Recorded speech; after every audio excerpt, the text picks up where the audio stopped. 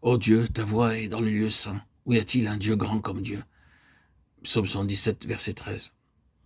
Nous voyons au début du psaume que le psalmiste avait beaucoup de problèmes, de questions et de fardeaux. Et beaucoup d'entre nous ont également des difficultés et des problèmes. Ils prennent parfois de telles dimensions et deviennent tellement complexes que nous sommes troublés et désorientés.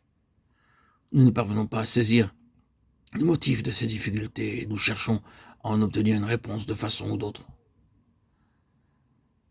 Le psalmiste se répandait en cris devant Dieu à cause de ses nombreux problèmes, de ses épreuves et des circonstances pénibles de sa vie. Ma voix s'adresse à Dieu et je crierai. Ma voix s'adresse à Dieu et il m'écoutera. C'est avec un cœur lourd et chargé qu'il criait et implorait l'Éternel. Il dit au verset 2, « Au jour de ma détresse, j'ai cherché le Seigneur. Ma main était étendue durant la nuit et il ne se lassait point. Mon âme refusait d'être consolée. » Il tentait d'obtenir une réponse de la part du Seigneur en versant maintes larmes. Je suis persuadé que beaucoup d'entre nous connaissent la même situation.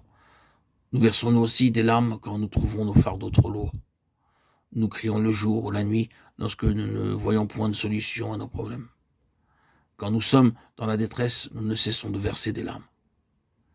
Le psalmiste dit qu'il criait la nuit entière parce qu'il ne trouvait aucune réponse, aucun réconfort. C'est alors qu'il se mit à se plaindre et à murmurer. Je me souvenais de Dieu et j'étais agité. Je me lamentais, mon esprit défaillait. Lorsque nous avons suffisamment pleuré, nous nous mettons à murmurer et à nous plaindre. Nous commençons à réfléchir et à nous poser des questions quant à la raison du silence de Dieu à l'égard de nos prières ou de ce qu'il permet à quelques personnes de se dresser contre nous. Lorsque nos cœurs sont lourds et que nous murmurons et nous plaignons, nous sommes déprimés au lieu d'être consolés. Le psalmiste trouvait que son esprit était submergé au lieu de trouver du réconfort. Il était tellement troublé qu'il ne pouvait pas parler. Tu tiens ouvertes mes paupières, je suis inquiet et je ne parle pas. Nous aspirons à quelque aide à cause de toutes nos difficultés, de nos épreuves. Et si le secours fait défaut, nous devenons oppressés, angoissés, misérables à un degré extrême. Quand nous sommes déprimés, découragés, abattus, nous ne voudrions voir personne. Et si nos connaissances viennent à nous, nous ne désirons nullement leur parler. Le psalmiste essaye alors de se rappeler le bon vieux temps. Je pense aux jours d'autrefois, aux années des siècles passés. Je me souviens de nuit de mon cantique, versets 5-6.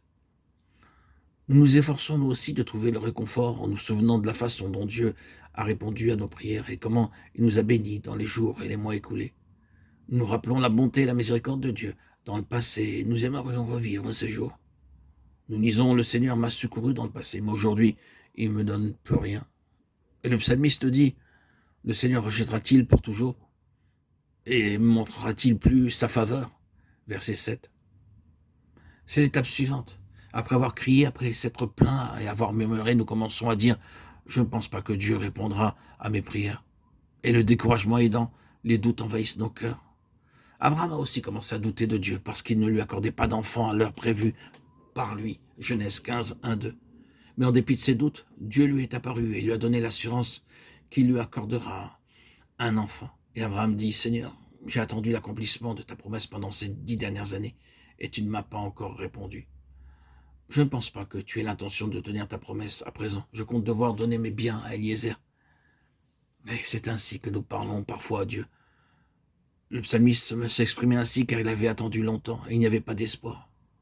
Plus loin, il dit « Sa bonté a-t-elle cessé pour toujours? Sa parole a-t-elle pris fin de génération en génération ?» Il s'efforça de se rappeler les faits des années écoulées lorsqu'il priait, lui et d'autres encore, et que Dieu répondait rapidement aux prières, en accomplissant des œuvres puissantes dans les vies d'autres gens. Et je penserai à toute ton œuvre et je méditerai tes actes. Mais tout cela ne lui procurait pas le réconfort dont il avait besoin. Ainsi, dans les périodes de détresse, d'épreuves et de troubles, nous pleurons, nous murmurons et nous plaignons. Nous pensons aux bénédictions d'autrefois et à tout ce qui s'était passé alors. Mais toutes ces réflexions ne donnent pas du réconfort.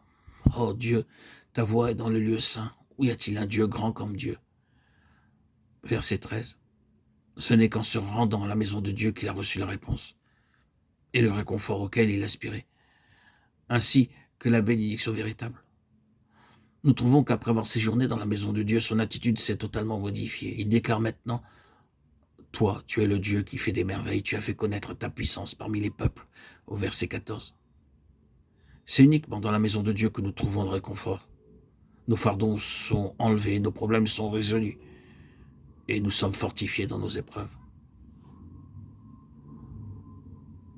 En se rendant dans la maison de Dieu, il a été conduit à remarquer combien Dieu agissait dans le calme. À sa grande surprise, son fardeau était enlevé et ses problèmes résolus.